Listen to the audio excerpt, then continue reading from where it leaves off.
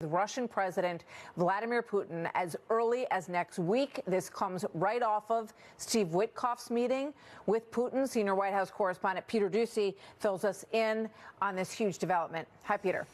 And Martha, I see the Chiron, we're citing a report. We can confirm that report. I was just in the West Wing, and I'm told that this is what happened. Earlier today in Moscow, Steve Witkoff was told by Vladimir Putin that Putin wants to meet at some point with Trump.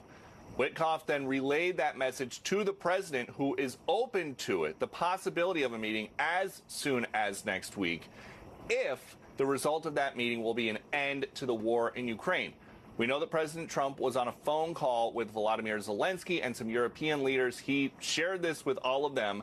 We don't know exactly where in the world it would be. It could be anywhere, could be at the White House, could be in a neutral country like Qatar or Switzerland or something, the people that normally host things like this.